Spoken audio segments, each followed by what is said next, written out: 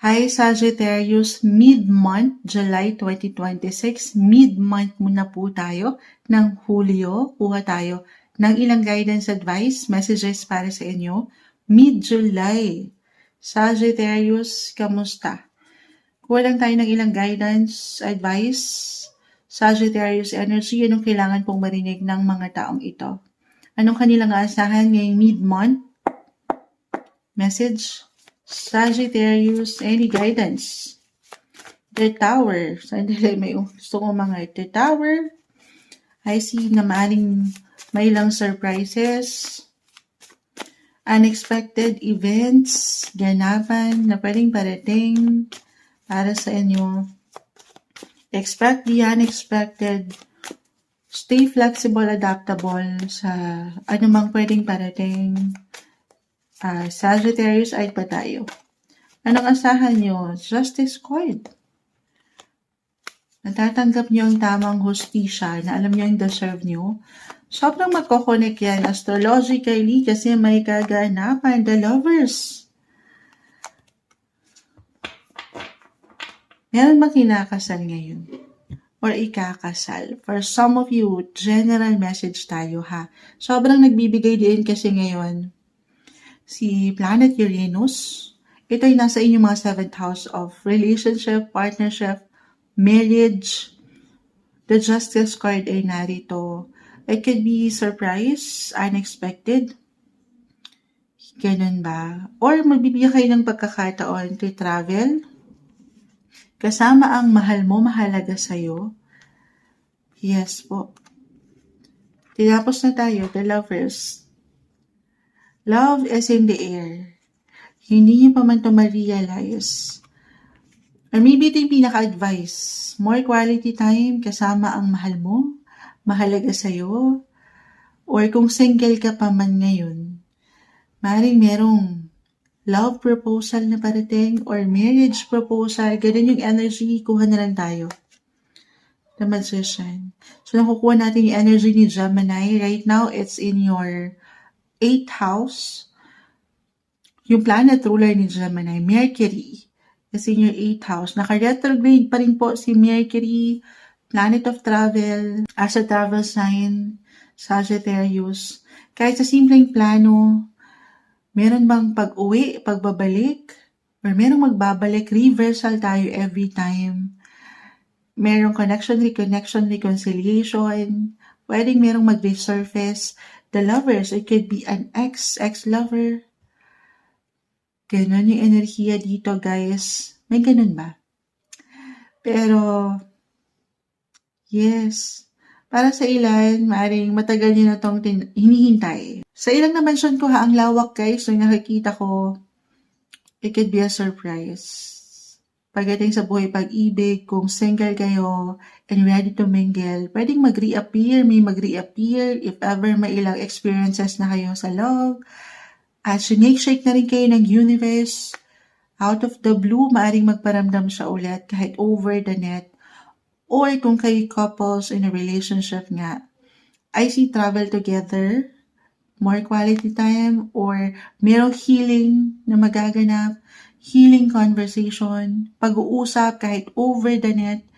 Yes po. Or doon sa travel itself, kasi nga as a travel sign, meron ba kayong hinihintay or inaasikaso ngayon na ilang travel documents, visa, passports, i-claim natin ha, na matatanggap nyo yung tamang hostisya. Although si Mercury naka-retrograde, but I feel along sa ilang barahan nyo na kompleto, makukumpleto na, maayos na. I-claim natin to. Huwag kayong mawala ng pag-asa. Stay optimistic ha. Speaking of being optimistic, very positive sign naman kayo. Yung hopes, yung dreams nyo, right now si Venus, marahil kailangan nating mabanggit to. Double check ko lang ha.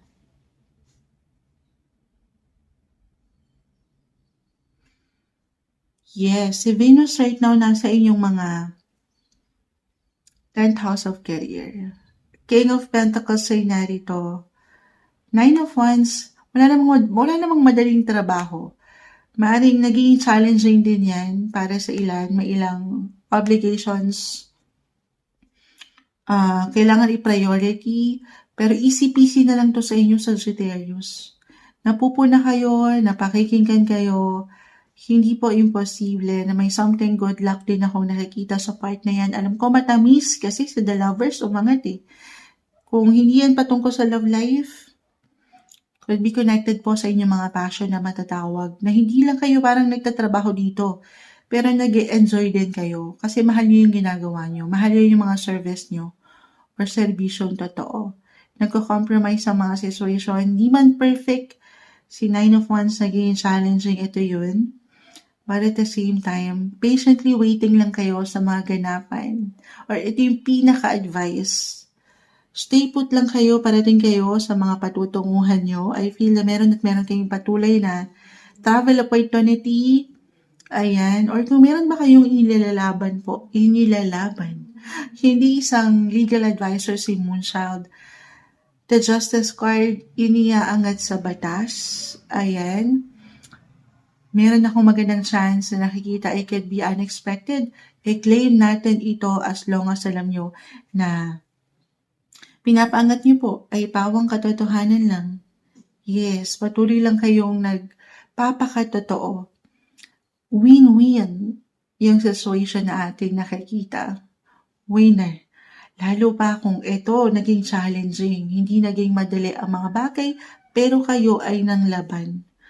Pakita natin sa live. Sagittarius energy. Makakumpleto na to, matatapos, malalagpasan.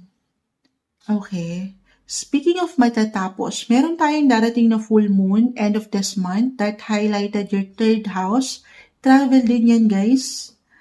Meron ba kayong pupuntahan? I feel na meron magandang opportunity. Lalo si The Lovers, ito yan. Kahit short distance travel lang po. Or kahit over the net, 3rd house is about communication, the internet, social media. Magandang pagkakataon to use the power of your voice. Yung energy ni Gemini, nakukuha ko rin dito, Mercury.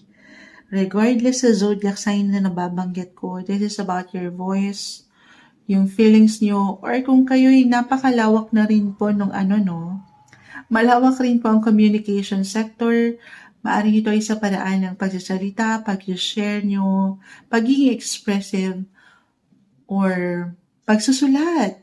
Kung kayo'y mga aspiring writers, maaaring meron kayong mailathala na or maipublish na inyong mga gawa.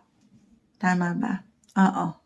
I-claim natin yan or yan, basta matatapos, malalagpasan, magandang pagkakataon to be open sa ilang possibilities. Huwag kayong mahihiya na not the time para maging aloof kayo, sumasang-ayon ng mga doggies or pagdududahan ng mga kakayanan. Okay, love is in the air. Love, love, love. Mapatrabaho man yan sa inyong passion o relasyon. Ito yung umaangat na guidance, advice, messages na marahil kailangan nyo marinig, sumasang-ayon ng mga doggies para sa inyo mid-July 2026, Sagittarius.